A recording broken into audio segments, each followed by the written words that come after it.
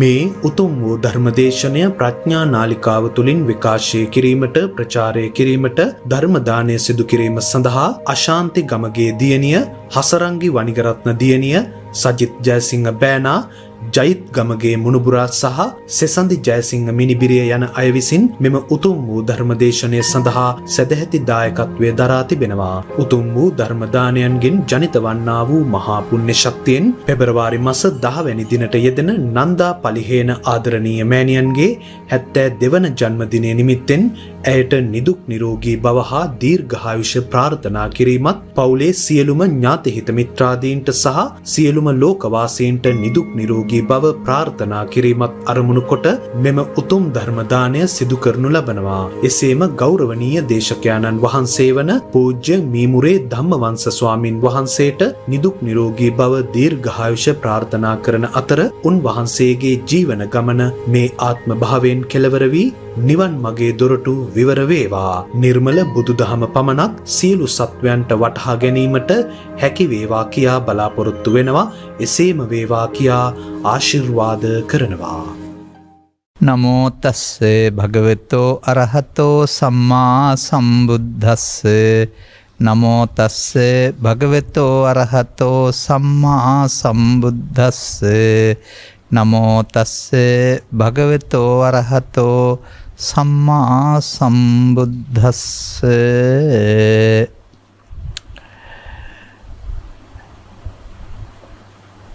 ඕවාද කස්සප බික්කු කරෝහි කස්සප බික්කුණං ධම්මින් කතං අහංවා කස්සප බික්කු ඕවාදෙය්‍යං තංවා අහංවා බික්කුණං ධම්මං කතා කරෙය්‍යං තංවාතීති.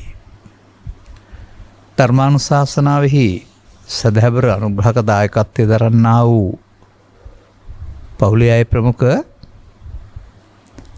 මෙම ධර්මානුශාසනාව ශ්‍රවණය කිරීම සඳහා අවධානය යොමු කර සිටින්නා වූ සදහැබර පින්වතුනි,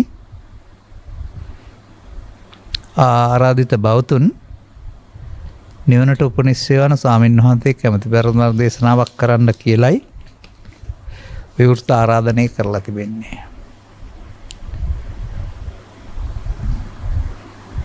මේ සංයුත්ත නිකායෙහි දෙවන පොත කස්සප සංයුත්තය කියලා කියන්නේ.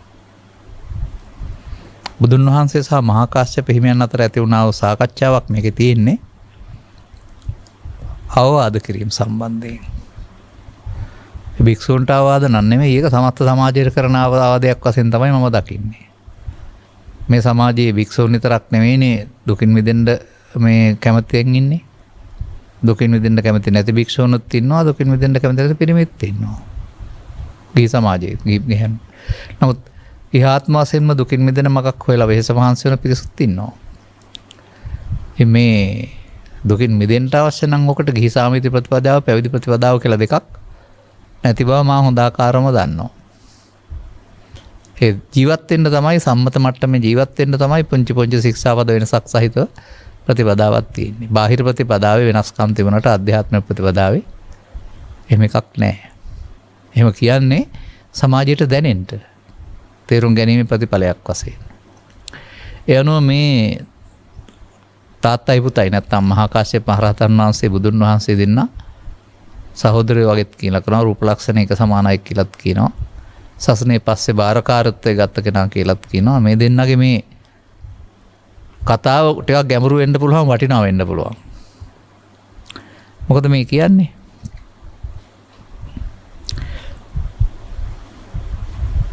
මහා කාශ්‍යප මහ රහතන් වහන්සේ බුදුන් වහන්සේ තාපු වෙලාවක තමයි මේ බුදුන් වහන්සේ මෙයාට කියන්නේ කාශ්‍යපේ භික්ෂුන්ට අවවාද කරන්න ඕනලු. දැහැමි කතා කියලා දෙන්න ඕනලු. මම හෝ ඔබ අවවාද කරන්නේ නම් අවවාද කළ යුතුයි අපි දෙන්නන් එක්කෙනෙක් කියලා. නැවත නැවතත් අවවාද කරමින් වීරියවන්ත කරන එක, උද්‍යෝගිමත් කරන එක ඒ සසුනේ තිබිච්ච දෙයක්. අදටත් තියෙන්න ඕන දෙයක්. යම් මට්ටමකට එනතුරු එතනින් එහාට යන්න දන්නවා, එතෙක් කෙනෙක් දිහා බලන් ඉන්න ඕන. මෙන්න මෙතන තියෙනවා පොඩි පැමිණිල්ලක්. මම පාලියෙන් කියන්නත් සිංහලෙන්ම කියන්න. ඒ කාලෙත් මේ ප්‍රශ්න තිබිලා තියෙනවා වගේ මම මේකෙන් දකින්නේ. ස්වාමීනි භාග්‍යවතුන් වහන්සේ දැන් භික්ෂුහු දුර්වචහ. දුවච බැව් කරන්නේ. කරන දහමින් සමන්විත. නොයිවසන්නෝය. අනුශාසනාව නුහුරට ගන්නෝය. වහන්සේ යම් කිසියෙකුට කුසල් දහම් සැදැහැ නැද්ද? කුසල් දහම්ෙ හිරි නැද්ද? කුසල් දහම්ෙ ඔතප් නැද්ද? කුසල් දහම්ෙ වැර නැද්ද? කුසල් දහම්ෙ නුවණ නැද්ද? ඔහුට යම් රැයක් හෝ දවාලක් හෝ පැමිණේ නම් කුසල් දහම්හි පිරිහීමම කැමති වේ යුතු. වැඩිමක් කැමති නොවේ යුතු. එදත් එහෙමනම් මේ අවවාද පිළිගන්නේ නැති සහ ආර්ය මාර්ගයේ තේරුම් ගත්තේ නැති අය ඉන්නේ නැති. ඔක පැවිදි වුණයි කියලාම ආර්ය මාර්ගය ඔකොටම තේරෙන්නේ නැහැ නේ.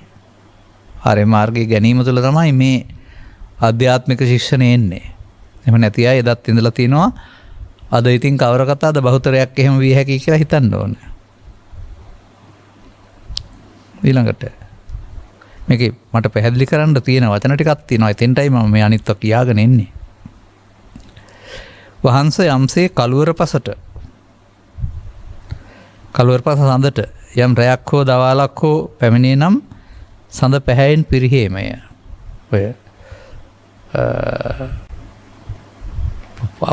පසළොස්වක පෝයෙන් පසුව හැදෙන පැත්තට ගත්තහම හඳ අඩුවේගෙන ගිහින් දවස් 14ක් යන විට අමාවක එනවා. ඒක තමයි කළුවර පස කියලා කියන්නේ. දවල් රැය දෙකේම ටික අඩු වෙනවා කියන එක කියන්නේ පෙන්වන්නේ. මඩලින් පිරිහීමය, දීප්තියෙන් පිරිහීමය, උසමහතින් පිරිහීමය. වහන්සේ එසයින්ම යම් කිසිවෙකුට කුසල් දහම්මි සදහැ නැද්ද, හිරි නැද්ද, ඔත්තප්ප නැද්ද, වැර නැද්ද, කුසල් දහම්මි නුවණ නැද්ද, ඔහුට යම් රැයක් හෝ දවලක් හෝ පැමිණේ නම් කුසල් දහම්මි පිරිහීමම කැමති යුතුය. වැඩිමක් කැමති නොවේ. ඔන්න මහා කාශ්‍යප හිමියන්ගේ තක්සේරුව දවල් රැය දෙකේම මේ කියන මේ ගති ලක්ෂණ ටික නැත්නම් එහෙම එයා පරිහාන ධම්මං වූ භික්ඛවේ දේසිස්සාමි පදේ තමයි යන්නේ. ඔන්න ඊට පස්සේ එක එක්කෙනාට වෙනම වචන තියෙනවා. අන්න එතෙන්දී අර පැවිදි බව කියන එක නෑ. අසද්දෝ පුරිස පුග්ගලෝති බන්තේ පරිහාන මේතං. මොකක්ද ඒ කියන්නේ? ස්වාමීනි භාග්‍යතුන් වහන්සේ අසද්දෝ ශ්‍රද්ධාව නැති පුද්ගලයා කියලා කියන්නේ පිරිහීමක්. දැන් ඔබට බලා ගන්න. මොකද්ද මේ සද්ධා කියන්නේ? මේ සද්ධා පදයට තියෙනවා නිකන් නොගැඹුරු සහ ගැඹුරු කියලා අර්ථ දෙකක්. ආගම අධිගම කියලා කතා කරනවා. අර චෛත්‍ය බෝධියක් දැක්කත් නැගිටලා වදින, සිවුරක් දැක්කත් පාරේ දන ගහලා වදින අන්ධ සද්ධාව එකක්. ඔය සමහර අය විවේචන කරනවා අපි පුද්ගලයෝගේ අඩුපාඩු විවේචනය කරනකොට තමයි අපි වඳින්නේ පුද්ගලයාට නෙවෙයි සිවුරටනේ කියලා නිදහස් වෙන්න කියන අය ඉන්නේ. නමුත් මේකේ තියෙනවා නොපිරිහෙන සද්ධාව කියලා එකක්. අන්න එතෙන්ට ආපුහම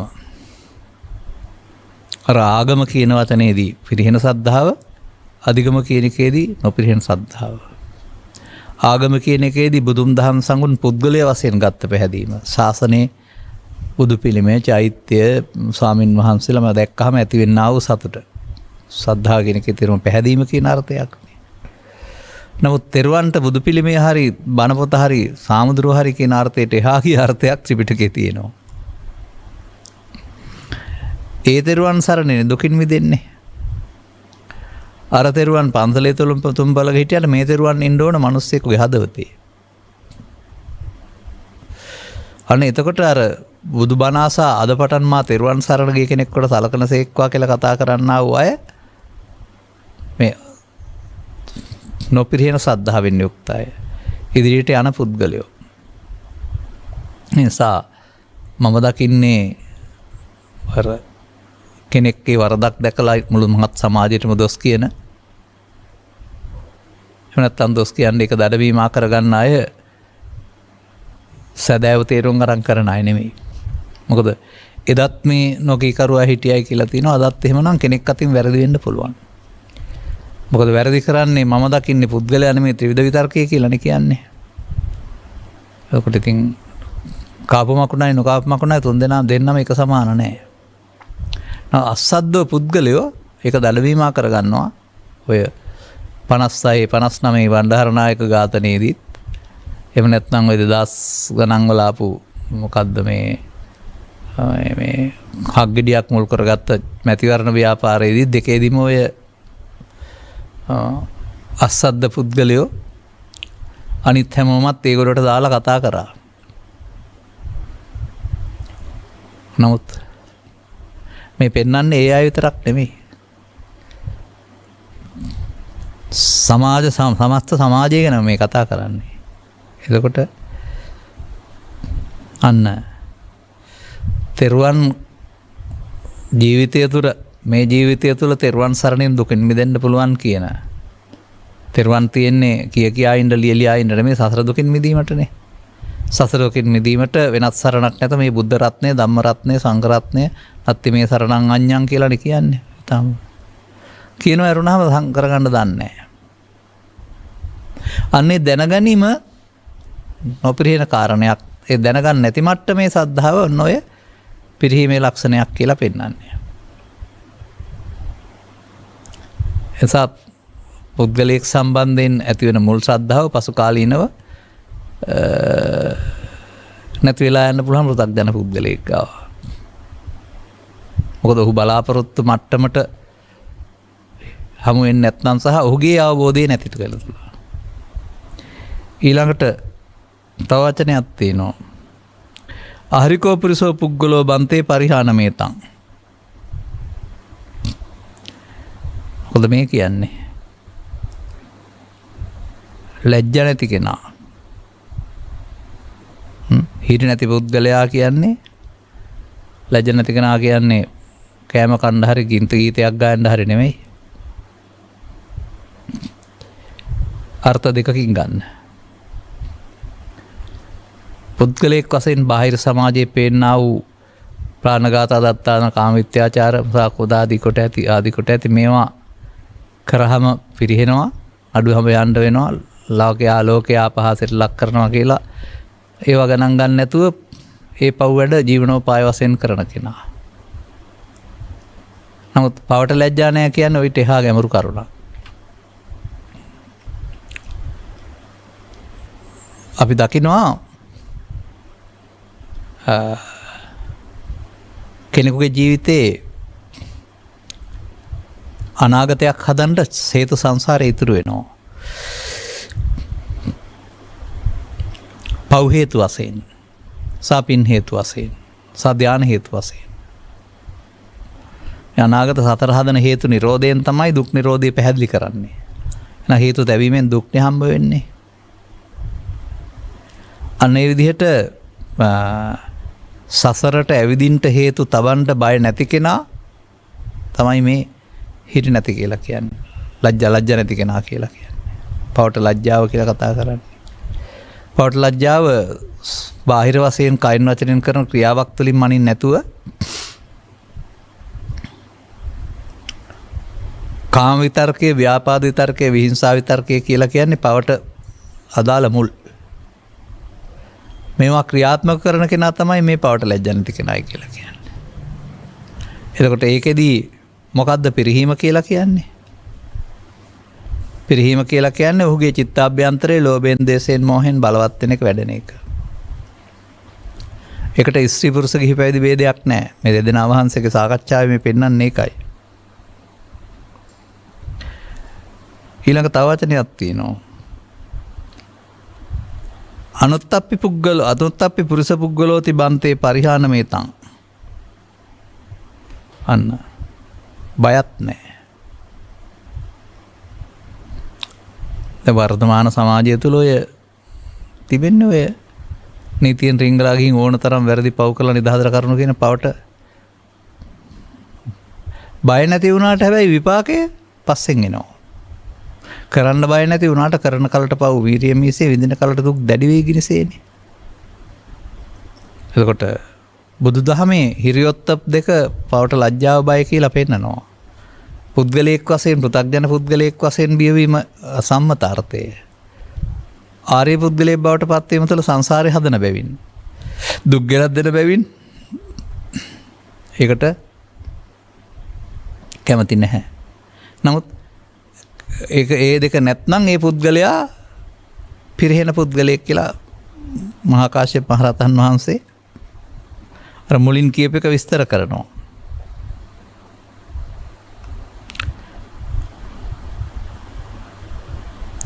කුසීතෝ පුද්ගල පුරුෂෝති බන්තේ පරිහාන මේතං. ඔන්න. දැන් මේ කතා කරන්නේ කුඹුරු වැඩ කරන්නේ තිබනොස්සයා කම්මැලි මනුස්සයා පිරිහෙනවා කියන්න නෙමෙයි.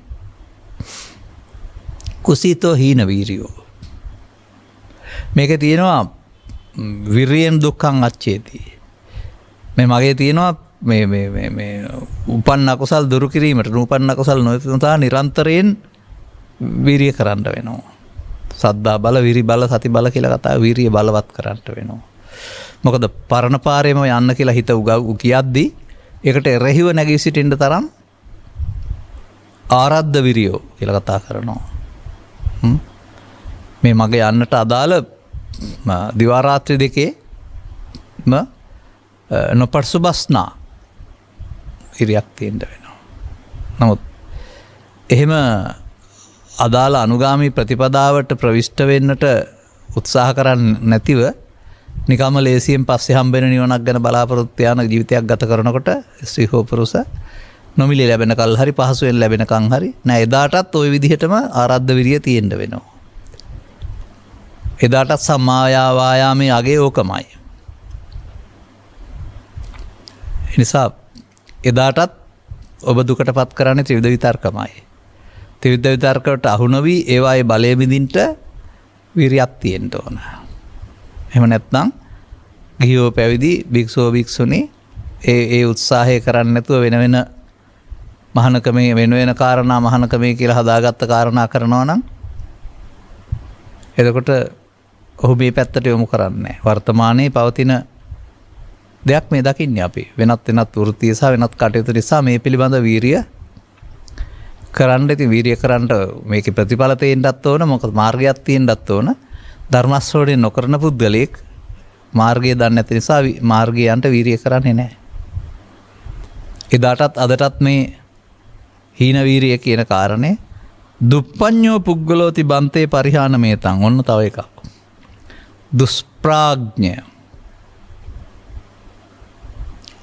කවුද දුෂ්ප්‍රාඥා?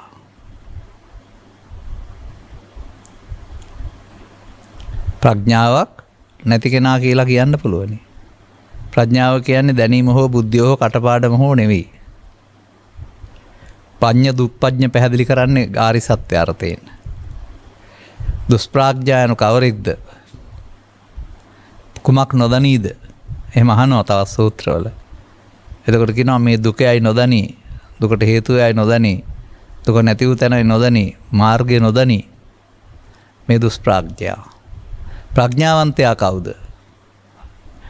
දන්න තැනැත්තා. මොනවා දනීද? දුක දනී, හේතුව දනී, නැති වූ තැන දනී, මාර්ගය දනී. ඔන්න බුදු සමයේ දුෂ්ප්‍රාඥ ප්‍රඥාව. චතුස්සත්‍ය වචන හතර පාඩම් කෙනා නෙවෙයි. දුක කුමක්දයි දන්න එකට හේතුව දන්නවා නම් හේතුව නැති කිරීමෙන් දුක නැති වූ තැන දන්න මාර්ගය පිළිබඳ අවබෝධයක් ඇති කෙනා. ඔන්න පඤ්ඤාවන්තස්සයන් ධම්මෝ කියනක ඔය ප්‍රඥාවන්ත සඳහා කියන්නේ චතුස්සත්‍ය අවබෝධයෙන් ගමන් මඟ සසර ගමන් මඟ කෙලවර කරන්න පුළුවන් වෙන එක. දැන් ඉතින් කොහොමද ගන්න ඕනේ? දුක දනී කියලා ජාතිපි දුක්ඛ, ජරාපි දුක්ඛ, ව්‍යාධි දුක්ඛ හැම කියලා කියන්නේ යන්න දන්න එකද ඔය කියන්නේ? නැහැ. ඔබ තුල හට ගන්නවා ඇසෙන් කලින් නාසෙන් දිවෙන් කයින් ලෝකෙත් එක්කලා ජීවත් වෙන්නට ගැටෙනකොට රාග සහිත, දේශ සහිත, මෝහ සහිත, ඊර්ෂ්‍යා සහිත, කෝධ සහිත, කාම සහිත, ව්‍යාපාද සහිත, විහිංසා සහිත අදහසක්. විතර්කයක් කියලා කියනවා. එහෙම නැත්නම් බාහිරයේ ගැටීම තුළින් චිත්තාභ්‍යන්තරයේ කර සේසු සේසමුල් කොටගෙන හට ගන්නා වූ යංකෝ භික්ඛවේ අනුසේති තේන සංකං ගච්ඡති පදයට අදාළ කාරණාව. දැන් පංච උපාදානස්කන්ධය. මේ පංච උපාදානස්කන්ධය තුළ හටගත්ත වාත්‍යතින් ආපු දෙයක් නිසා ඒකේ රාග දේශ මොහ ආදී දැවිල්ලක් තියෙනවා. 11 ගින්නට අදාළ දැවිල්ලක් තියෙනවා. මානසික දුක. අන්න දුක. ජීවිතයේ දුකයි නෙමෙයි ඒ පංච උපාදානස්කන්ධයට එන කාරණේ අනුව ඒකේ පවතිනා වූ දුක. ඒකට හේතුව පංච උපාදානස්කන්ධයේ පහළ වීම හෝ ප්‍රසාදයට ගෝචර රූපයක් ගැටීම හෝ ලෝකේ අටලොව සිදුවීම නෙමෙයි. හේතුව අර තණ්හා අනුසයෙන් තණ්හාව හටගත්ත එක. අනුසයෙන් හටගත්ත එක. දුකට හේතුව තණ්හාව කියන්නේ අන්න ඒ තමන් තබපු එකක් නිසා මේ දුක හටගන්නේ. තමන් ඇලිලා ගැටිලා යම් දෙයක් ලැබුවොත් ඒකෙන් තමයි පංච උපාදානස්කන්ධයවත් ඒ ඇතුළේ තියෙන දුක හටගන්නේ. එතකොට ඒ දුක නැති වෙන්න මොකද කරන්න ඕන? උපාදානෙ නැති වෙන්න වෙනවා. තණ්හාව නැති කිරීම කියන එකේ තේරුමත් ඒකයි. උපාදානෙන් නම් දුක් හටගන්නේ. උපාදානෙ නැති වූ තැන දුක් හටගන්නේ. ඒ උපාදානෙ නැති කරන මාර්ගය ආර්ය අෂ්ටාංගික මාර්ගය. එහෙමයි ඒක ගන්න ඕනේ. දැන් උපාදාන නැති කරන මාර්ගය තේරෙන්න කොතරම් ගැඹුරු ධර්මයක් තියෙන්න ඕනේද? ඔබ තුල පුද්ගලයෙක් වශයෙන් ක්‍රියාත්මක කළාට ඔබ ඉස්සේ පුරුෂ ගිහි පැවිදි මට්ටමින් ඔබ තුල ක්‍රියාත්මක වෙන්නේ මොහොතක් පාතා ස්කන්ධ පහෙන් පහට ඉපදීමක් මැරීමක් කියලා. ඒ ස්කන්ධ පංචකයට එන දේ මමත්වෙන් ගැනීම තුළ උපාදාන වෙලා අවසන් වෙනවයි කියන එක. අන්න එහෙමයි උපාදාන වෙන්නේ කියලා තේරුම් ගත්තාම ඒක නොවෙන්න දෙන එක, ඒක වෙන්න නොදෙන එකනේ උපාදානෙ නොවීම මාර්ගය බවට පත් වෙන්නේ.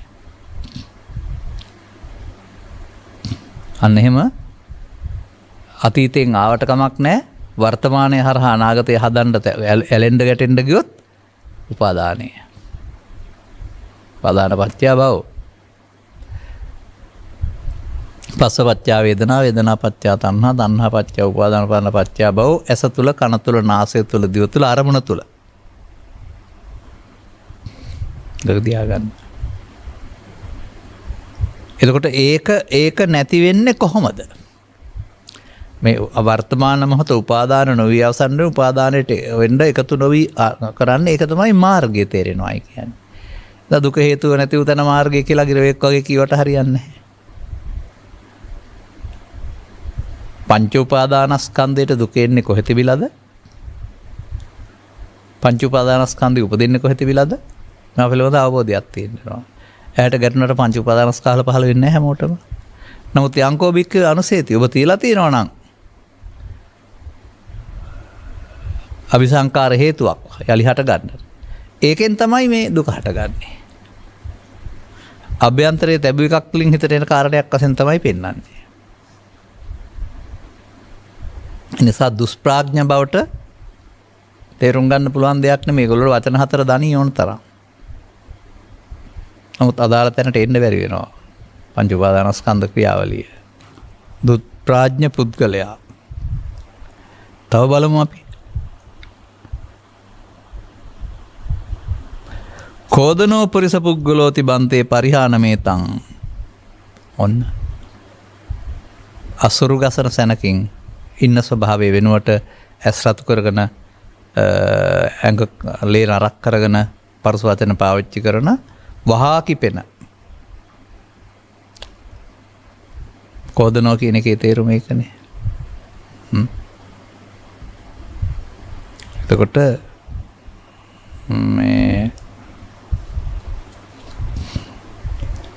ස්ත්‍රීද පුරුෂද ගිහිද පැවිදිද ඔබ මේ ජීවිතයේ ජීවත් වෙනකොට ඔබට කැමති විදිහට සිදු නොවන විට අවදි වූ තැන් පටන් නින්ද දක්වාම මේ ඔය ලේ රත් වෙන තැනට ඔබ පුරුදු කරලා තියෙන්නේ.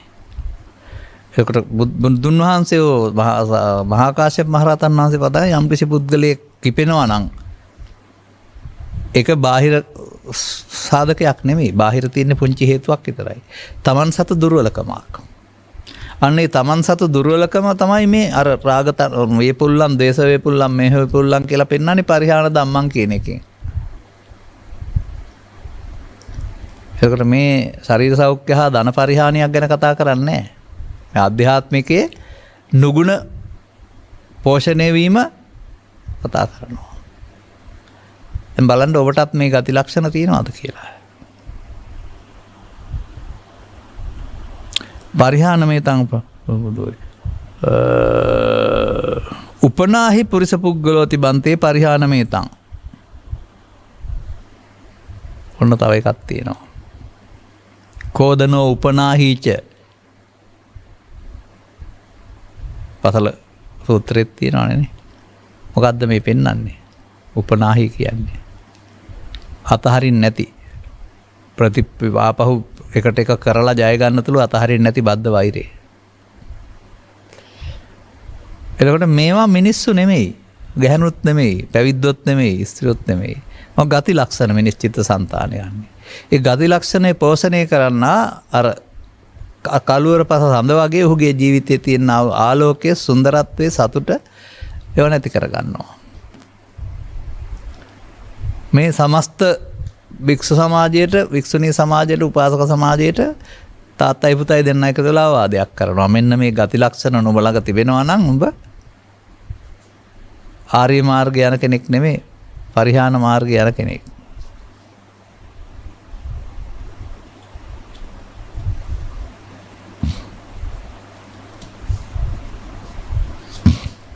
ඔන්න. දැන් ඔබ යනු ඔබට ඔබේ කය වුණාට මේ ඉගැන්වීම් වලට අනුව ඔබ යනු මෙන්න මේ දුර්වලකම් ටික එකතුවයි. මේවා භාවිතා වෙන්න ඔබට වදයක් වෙනවා.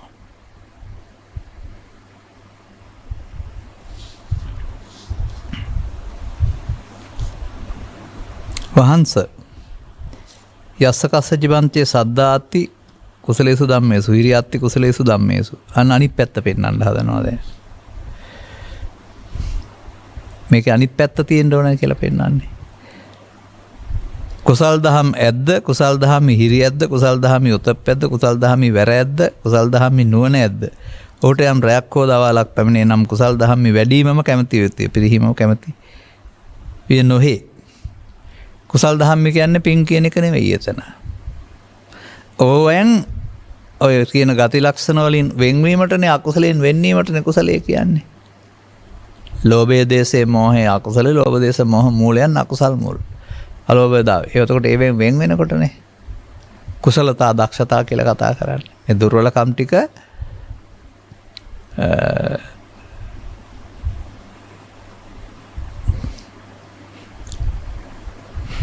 ප්‍රහාණය කරගන්න, දුර්වල කරගන්න, ඉන් මිදෙන්න යම් කිසි පුද්ගලයෙකුට වීරියක් තියෙනවා නම් පුරපස සඳ යම් රැයක් හෝ දවාලක් හෝ පැමිණේ නම් පැහැයෙන් වැඩේමය, මඩලින් වැඩේමය, දීප්තියෙන් වැඩේමය, උසමහතින් වැඩේමය. වහන්සේ එසෙහින්ම කිසිවෙක්කට අන්න ඔය කියන්නා වූ සද්දා හිරි ඔත්තප්ප පෙරවීරිය නුවණ තිබේ නම්. එතකොට මේ ගති ලක්ෂණ වලින් තොරව මේක පිහිටන්නේ දියුණු වෙන්නේ නැහැ කියන එක තමයි මේ පැහැදිලි කරන්නේ.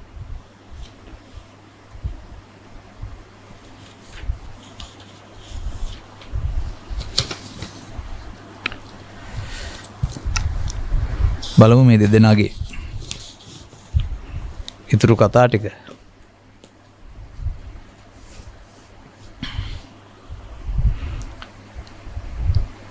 සද්දෝ පුරිස පුද්ගලෝ තිබන්තේ අපරිහාන මේතං.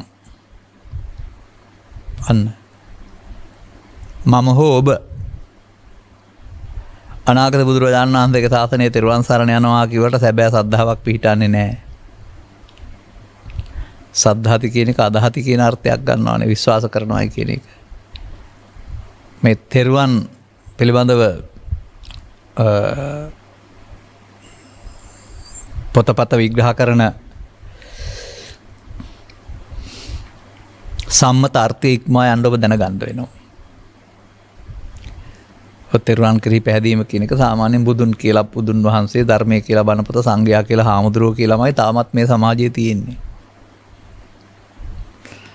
ඒක සම්මත අර්ථය නැත්නම් ආගම සද්ධාර්ථය. බුදුන් කියන්නේ පිළිමෙට හරි ශරීරයට නෙමෙයිනේ. බුදුන් කියන්නේ බුදුන් දහම් නිවන් කියන්නේ සංසුන් සිතට නැත්නම් බුදුන් වහන්සේගේ පරමාර්ථ කයට, ධම්ම කාය කියලා කතා කරනවා. ඒකට බුද්ධත්වයේ කියලා ලැබපු දේ පිළිබඳව පැහැදීමයි මේ බුදුන් කෙරෙහි පැහැදීම. ධර්මය කියන්නේ ලස්සන බණ කතාවක් තියෙනවා මේකට පැහැදීම කියලා කියන්න එපා. ධර්මය කියන්නේ නිවීම. ධර්මයට පැමිණෙනවා කියන්නේ ඒකනේ.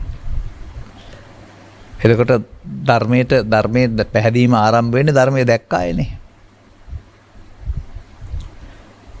එතකොට සංඝයා කියන්නේ සිවුරු පුරවාගත්ත අය බවට පත් වෙන්නේ ආර්ය. පුද්ගලයෝ සියලු දෙනාට සංඝ කියන්නේ. ඒක බුදු ධම්ම සංඝ රත්නත්‍රය. එතකොට බාහිර තුම්පලක තියෙන්න බෑ තමන්ගේ හදවතේ. අන්න එහෙමයි මේ ආගමාදිගම සද්ධා වෙනස් වෙන්නේ. මම ඊට පෙරත් ඔක කියලා ඇති 2005 විතර මම පොතක් කියුවා. අචාන්චා හිමියන්ගේ ප්‍රඥාව හරි භාවනා හරි මොකක් හරි වතනයකට අයිති. මේකේ තියෙනවා තෙරුවන් වැඩ ඉන්න ඕන පන්සලේ තුම්පලක නෙවෙයි හදවතේ කියලා. ඒ සරණ කරගන්න තෙරුවන් හදවතේ කියන්නේ රුධිර දහවනේ කාර්නිකා කෝසිකා කියන එක නෙවෙයි සිතේ ඉන්න ඕන කියන එක. ඇදහිම විශ්වාසය. ඒ කියන්නේ ඒ තෙරුවන් මේ මොහොතේ ඔබට එන දුක් වලින් මිදෙන්න සරණ වෙනවා. එහෙමයි. ඒකයි සසර දුකින් මිදීමට තෙරුවන් සරණයි කියලා කියන්නේ.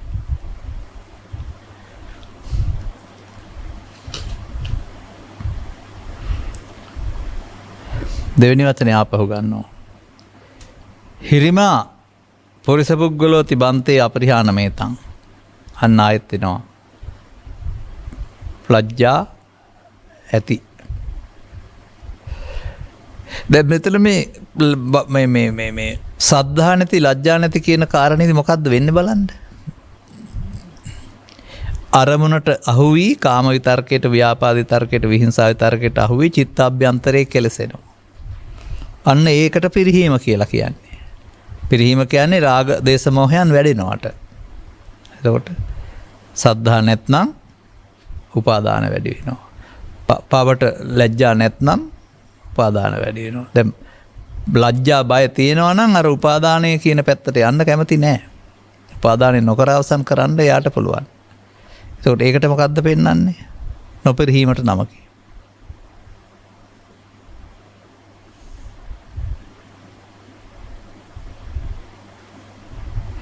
අන්න දැන්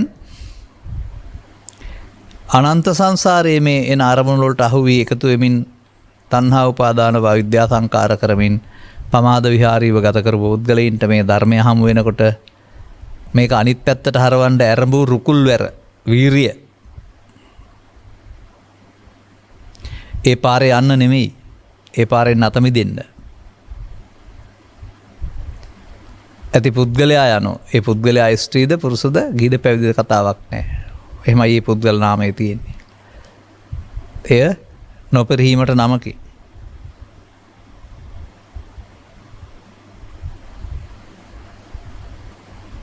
නොනැති පුරුෂ පුද්ගලයා නැත්තම් පුද්ගලයා යනු මේ නොපරිහීමට ළමකි. අර දුෂ්ප්‍රාඥ කියන වචනට එරෙහිව ගන්න නොනැති. ඒක නොන නැති නෙමෙයි නොන ඇති. ඔහු එතකොට දකින්නේ ඔබේ ජීවිතය තුළ මවකුසින් බිහි ජීවිත අවසානය දක්වා ඉන්න කායික පුද්ගලයෙක් හරි ආත්මයක් හරි.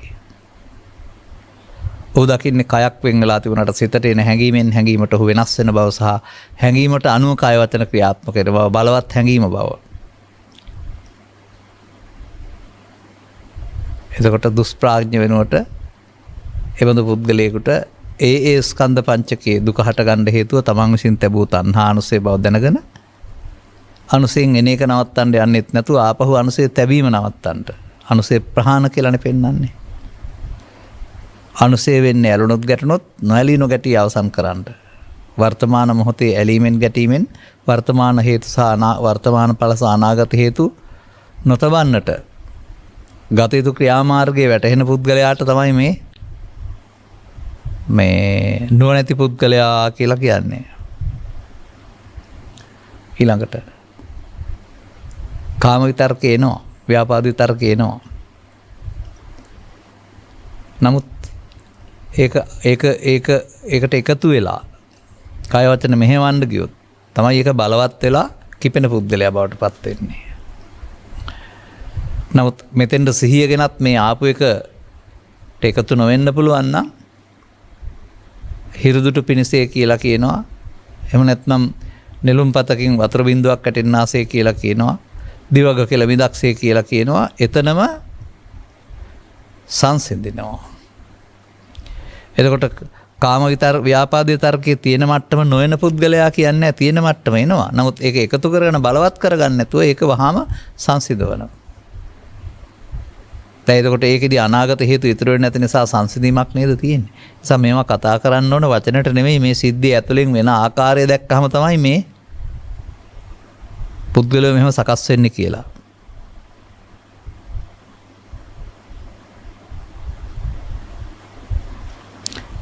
බද්ධ වෛර නැති පුද්ගලයා යනු මේ නොපිරීමට නමකි.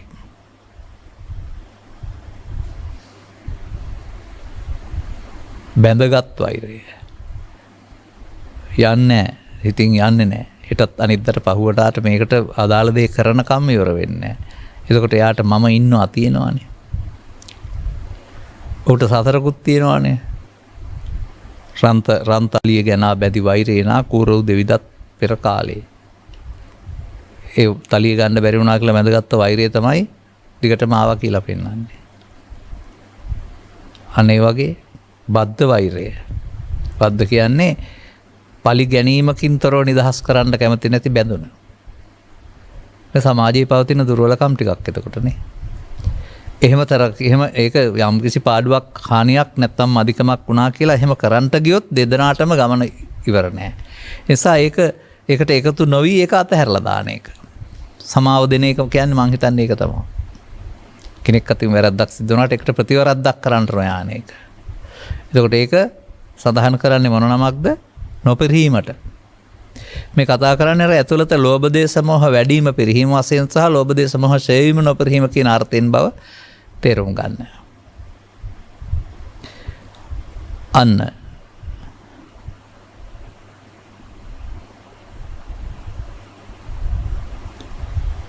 මෙන්න මේ සඳහායි භික්ෂූන්ට මහා කාශ්‍යප මහ රහතන් වහන්සේ බුදුන් වහන්සේ අවවාද කරන්නේ.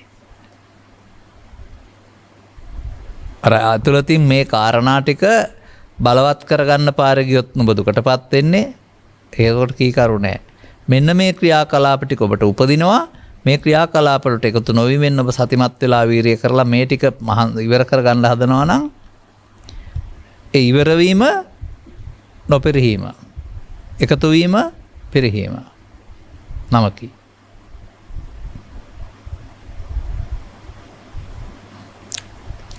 මේ විග්‍රහයට සවන් දෙන බුදුන් වහන්සේ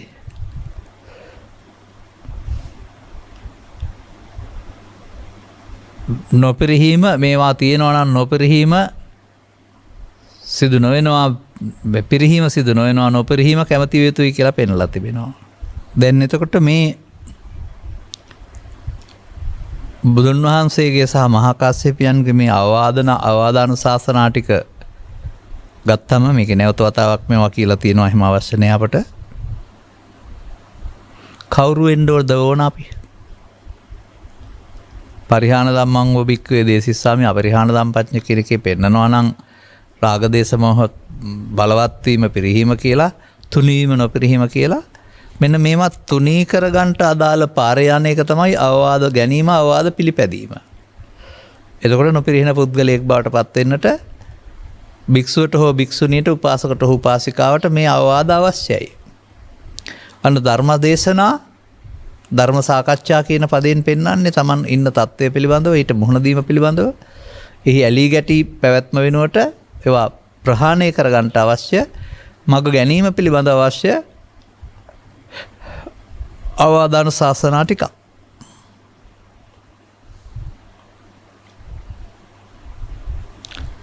දැන් ඔබ ළඟට බලන්න. ශ්‍රද්ධාවන්ත පින්නතුනි කියලා කතා කරපුවාම එයින් බුදු පිළිමයට වඳින බෝධියට වඳින පාරේ දැක්කත් ස්වාමීන් වහන්සේ නමකට වඳින කියන අර්ථය නරක හැම හෝ පව් හෝ කියන්නේ නැහැ මම. නමුත් මේ පෙන්වන්නේ ඊට වඩා ගැරුණු කරුණක්. මේ නොපිරිහීමට නමක් කියන එකේ තේරුම චිත්තාභ්‍යන්තරයේ ලෝභයේ දේශේ මොහේ බලවත් නොවෙන්නාට නමක් කියන එක.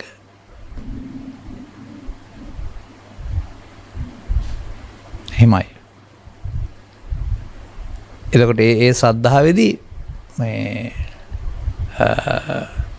ඔහුගේ හිත කිසියම් ආකාරයක පාපකාරී දේවල් වලට එකතු වෙන්නට එළියෙන් හෝ රහසින් හෝ ඔහුගේ හිත ඉඩ දෙන්නේ නැහැ. ඒ ඔහුට පේනවා සතර හදන ඉස්සරහට දුක් ගෙන දෙන කාරණයක් කියලා. ඒ නිසා ඔහුට ඒකෙදි අවශ්‍ය වෙන්නේ මේ අධිගම ශ්‍රද්ධාව ඇති පුද්ගලයාට එයින් මිදෙන්න.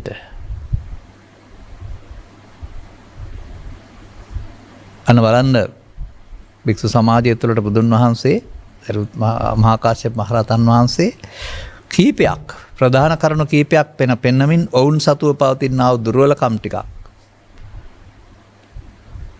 ඇසුරු ලැබුවේ නැත්නම් අවවාද ලැබුවේ නැත්නම් පෝෂණය වී දුකටපත් වෙන ආකාරය පෙන්නමින් ඇසුර ලැබුවොත් තේරුම් ගත්තොත් ඔහුට ඉදිරි ගමනක් තියෙන බව පෙන්නමින් අදටත් එහෙමයි. මේ සැදැහැව කියන කාරණාව බාහිර පූජ්‍ය වස්තු තුනකට ඇතිවන පැහැදීම ඉක්මවා යමින් බුදුවරු ලෝකට හෙළි කළා වූ ධර්ම කරුණු ජීවමාන මේ සමාජයේහි උන්වහන්සේලා මේ කළ කර්තව්‍ය පිළිබඳව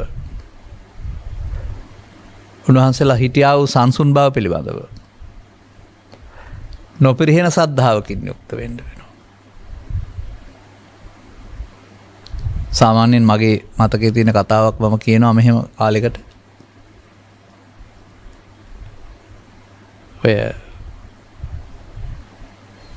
ඔබ රාජාසනේ නැත්තම් පූජාසනේට උස්සලා තියෙන අයමයි ඔබට එරෙහි වෙන්නේ කියලා ගීතයක් තියෙන්නේ.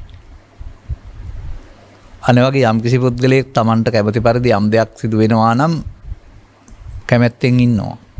නමුත් ඔහු කැමති පරිදි සිදු නොවුනොත් එහෙම ශ්‍රද්ධාව නැති වෙලා යනවා. පිරිත වෙන්න පුළුවන්, දාන වෙන්න පුළුවන්, අදාළ පරිදි වැඩම කරගන්න බැරි වුණොත් එහෙම එතකොට අන්න අර ඒ මොහොතේ ඇති වෙන දුර්වලකම කල්පනා කරන්නේ අඩුපාඩුව. නමුත් අමනාප වෙනවා. පිහියක් අරන් එන්නත් බැරි නෑ. පිරිහෙන ශ්‍රද්ධාවේ හැටි යන්නේ එහෙමයි. එරෙහි වෙනවා කියන්නේ යන්නේ ඒකයි.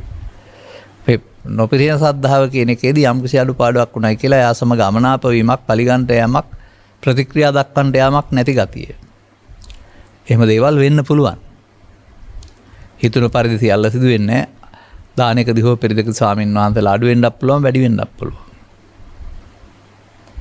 අනේ වගේ යම් යම් කාරණාවලදී හරියටම ඉලක්කේ සම්පූර්ණ කරන්න බැරි වෙන අවස්ථා තියෙන්න පුළුවන් මොකක්කෝ හේතුවක් නිසා. ඒවත් සාමාන්‍යයෙන් අර අනියමාර්ථයේ සිද්ධුන් වගේ හම්බ සිදුවීම් වශයෙන් දැක්කහම වෛර බැඳ ගන්න, පරිගන්න යන්න, ප්‍රතික්‍රියා දක්වන්න යන්න තරම් කාරණයක් නැහැ. නමුත් පෘථග්ජන පුද්ගලයා අයින් සිදුුනේ මට විශාල මදිකමක් පාඩුවක් කියලා ඔහු ඒක ප්‍රතික්‍රියා දක්වන්න යොදා ගන්නවා. එතකොට මේ පැහැදුන චරිතයක් ගත්තාම ඔවුන්ට යමක් කියවලා තේරුම් කරලා දෙන්න පුළුවන්. එතනින් එහාට සංසුන්.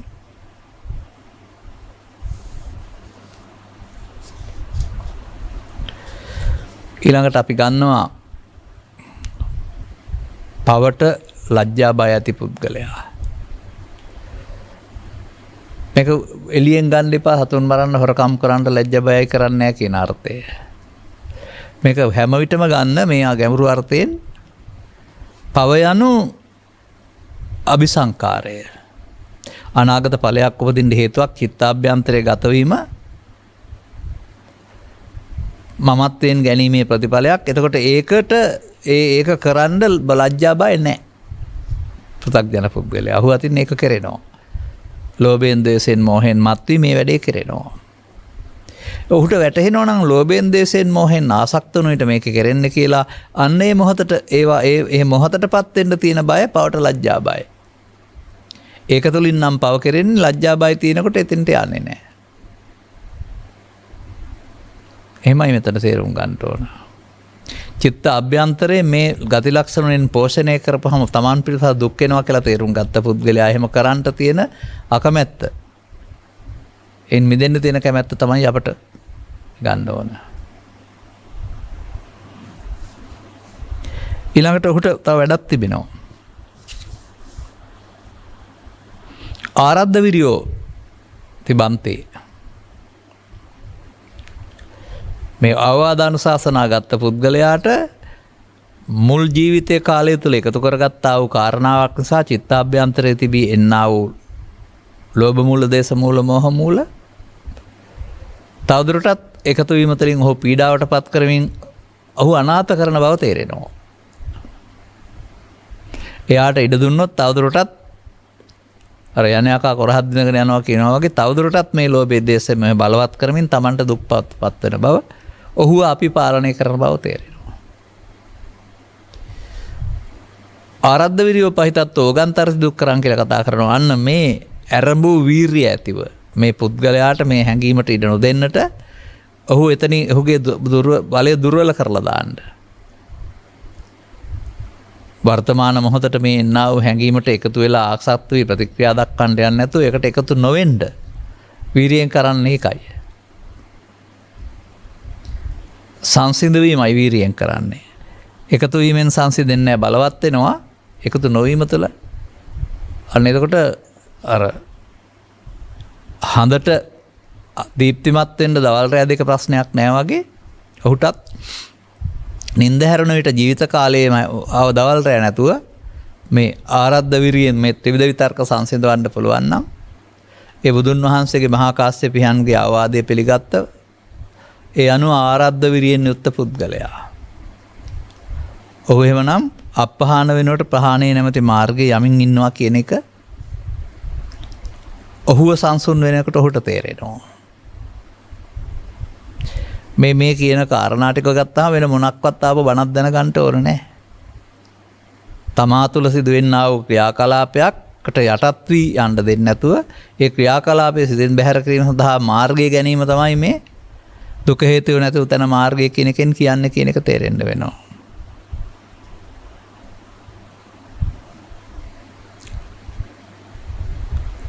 නුවණ ඇති පුද්ගලයා පුද්ගලයෙක් වශයෙන් දකින්න නැතුව මේ මොහොතේ ජීවත් වෙනවා කියන දැකීමෙන් මුක්ත වෙලා මේ මොහොත ත්‍රිවිධ විතර්කයට වහල් වෙනවා නම් එතන ඔහුට දුක හේතුව නැතිව තන මාර්ගය තේරෙන්නේ නැහැ. මොකද මේ එකතු වීමෙන් ඇලීමෙන් මේ දුකට හේතු චිත්තාභ්‍යන්තරයට යන්නේ. එතකොට ඒකනේ හේතුව ඒකනේ නැති වෙන්න ඕනේ. ඒ තණ්හාව නැති වූ තැන කියලා පෙන්නන්නේ. ඒ අරමුණට ඇලීම ගැටීම නැති වූ තැනනේ අනාගත ඵලයක් උපදින්න හේතු සැඟවෙන්නේ නැත්තේ. එතකොට ඒ පිළිබඳව වැටහෙන පුද්ගලයාට මේ මොහොත අතීතෙන් එන වර්තමානයට එකතු නොවන නිසා අනාගතයක් නොහැදෙන තැනට අදාළ කටයුත්ත කරන්න අවශ්‍යයි කියන එක පිළිබඳව වැටහෙන එක තමයි මේ නොනැති පුද්ගලයයි කියලා කියන්නේ. එතකොට ඔවුන් මේ හැම චරිත ලක්ෂණයක්ම පෙන්වන්නේ පරිහානියට පාර කපන්නේ නැහැ කියන එක. මේ හැම චරිත ලක්ෂණයක්ම භාවිතා කරන්නේ නම් පරිහානිය වළක්වනවා. පරිහානිය මග ලෝභ දේශ මොහ බලවත් වීම වළක්වන මග ලෝභ දේශ මොහ ඡේවි යන විට ධර්මයට මාර්ගයේ විවෘත වීම.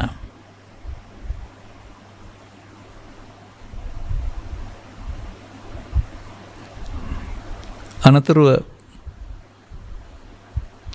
ඊළඟ වචනේ ගත්තහම ඔබට ඔබේ චරිතය තුළ පැහැදිලිව පෙනෙන දෙයක් මේක.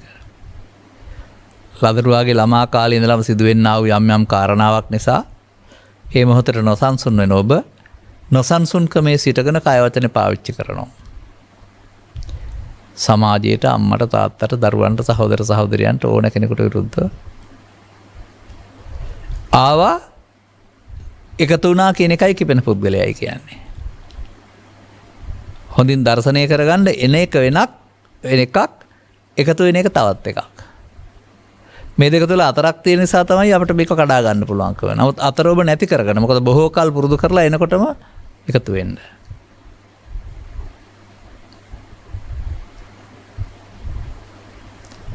එනිසා චිත්ත අභ්‍යන්තරයේ මේක නැතුව නොකපෙනවා කියන අර්ථය මේකෙන් කියන්නේ නැහැ. තිබෙනවා නම් එනවා ආවට ඒක බලවත් කරන යාර පාරට නැතුවම යාට දුර්වල වෙන පාරට වැටෙනවා. එතකොට ඒක පිරිහීමක් නෙමෙයි දියුණුවක්. එනිසා මම දකින්නේ මේ බුදුසමය ඉගැන්වීම තුළ මේ හැඟීම් එන්නට නොදී සංගවාගෙන සිටීමක් නෙවෙයි.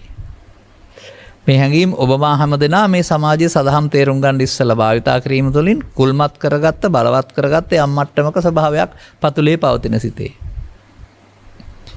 මෙයාට බය වෙලා හෝ මෙයාට එන්ට්‍රොනදී මේකෙන් නිදහස් වෙන්න බෑ. නමුත් මෙතන තිබෙන කාරණේ තේරුම් ගන්න ඕන ඒම සහ එකතු වීම ඒම සහ එකතු නොවීම කියන එක මාර්ග දෙකක්. ඒම සහ එකතු වීම පෘථග්ජනයාගේ මාර්ගයයි. එතකොට ඔහු ප්‍රතික්‍රියා දක්වන්නට යනවාමයි. ඒම සහ එකතු නොවීමෙන් ආපු එක්කෙනා යනවා. ඔබෙන් බැහැරට යනවා.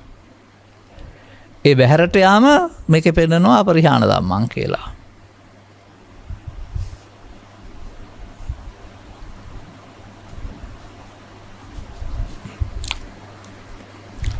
එතකොට ඒ බඳුවත් ආයතුලින් අර එකට එක කිරීම නැමැති ප්‍රශ්නය මුල් කොටගෙන දුරදිග යන්නා වූ ගැටලු සමාජයේ අදත් සිදු වෙනවා. ගිහි සමාජය තුළ බොහෝ විට සිදු වෙනවා. පැවිදි සමාජය තුළත් හොයලා බැලුවොත් සිදු වෙලා තියෙන වෙලාවල් තියෙනවා. අත නොහැර Tamanට සිදු වුණා වූ මදිකම පාඩුව ලැජ්ජාව ආදී කාරණාවට ප්‍රතික්‍රියා දැක්වීම. බද්ධ වෛරය. මේවත් එක්ක තමයි කෙනෙක් සසුනට ආවත් පෘථග්ජන පුද්ගලයෙක් වශයෙන් එන්නේ. එතකොට ඔහුට අවවාද කිරීම තුළ පවතින මේ බාහිර චාරිත්‍රාල් ටිකක් හුරු කරගෙන ජීවිතයක් ගත කිරීම කියන එක නෙවෙයි. බාහිර සම්මතයේ පේන මට්ටමක ජීවිතයක් අදාළ තැනට ගමට ආරණ්‍යට අදාළ විදිහට පවතින්න ඕන. නමුත් මෙන්න මේ ගති ලක්ෂණ ටික ඒතිදි පාවිච්චි වෙනවා නම් පිරිහෙන පුද්ගලයා. මෙන්න මේ ගති ලක්ෂණ ටිකට එකතු නොවෙන්නේ මරා දැමීමට ඔබට කටයුතු කරන්න පුළුවන් නම් ඔබ භික්ෂූන් වහන්සේලා අතර අවවාදයේ සුදුසු මේ ටිකයි බුදුන් වහන්සේ පැහැදිලි කර වදාරන්නේ දෙන්න ඕන අවවාදය කියලා. එතකොට ආපහු මොකද වෙන්න ඕන? මේ කාරණේ තේරුම් ගත්තාම ඔහුට මොහොතක් පාසාම මේ කටයුත්තට අවතීර්ණ වෙන්න පුළුවන් වෙනවා. දැන් චිත්තාභ්‍යන්තරයේ දුර්වලකම පොහසත් වෙනවද දුර්වල වෙනවද? එකතු වීමෙන් බලවත් වෙන්නේ. එකතු නොවෙන්න යාට එයාගේ වාසයට ආහාර හම්බ වෙන්නේ තැන හම්බ වෙන්නේ නැහැ. එයාට පිළිගන්න වෙනවා එයාත් මේ ජීවිතෙන් යා යුත්තේක් කියලා. සරුවට වැවිලා යන්න බලවත් කරගෙන එයාට ඕන පාලනයක් කරන්න ඉඩ දෙන්නේ නැති වෙනත් ශක්තියක් අපි තුළ වැඩි දියුණු වෙනකොට එයා යා යුත්තේ බව පිළිගන්නවා. ඊට පස්සේ එයා අය ප්‍රතිපදාවේ නෙමෙයි ඉන්නේ ඡය ප්‍රතිපදාවේ. මේ මිනිස් ජීවිතය තුළ වෙන්න ඕන දෙයක් නේද? බුදුන් වහන්සේ මහා කාශ්‍යප මහ රහතන් වහන්සේ එකතු වෙලා යම් පුද්ගලයෙක් භික්ෂුව හෝ භික්ෂුණී උපාසක උපාසිකා මෙන්න මේ ගති ලක්ෂණ ටික වැඩි දියුණු එක තමයි අවවාද පිළි නොගැනීමෙන් කෙනෙකුගේ පරිහානිය. මෙන්න මේ ගති ලක්ෂණ ටික දුර්වල එක තමයි අවවාද පිළිගැනීමෙන් කෙනෙකුගේ දියුණුව. එදාටත් අදටත් හෙටටත් වළංගු වෙනවා. ඒකයි තේරුම් ගන්න ඕන. අනේ එතකොට ඔබට තේරෙනවා මේ බාහිර කාරණා සම්බන්ධ එකතු වීමක් බාහිර කාරණා වැඩි කර ගැනීමක් වෙනකොට මේ චිත්තාභ්‍යන්තරයෙන් එන්නා වූ කාරණයක් තුල තමයි මේ පරිහානිය සහ දියුණුව තියෙන්නේ කියන එක. පරිහානිය ඔය කියන අවවාදානුශාසනා ගන්න නැතුව පෘථග්ජනයාට එකතු වෙන ඕන කෙනෙක් පරිහානිය කරා යනවා. පැවිද්ද තුළ හෝ උපාසක භාවය තුළ අදාළ ක්‍රියාමාර්ගයක් පිළිබඳ අවදානුශාසනා හම්බ වුණාම මේ පුද්ගලයා එකතු වීම වැඩි දියුණු කිරීම වෙනකොට අතහැරීම කළා යනකොට ඔහු අපරිහානිය නැත්නම්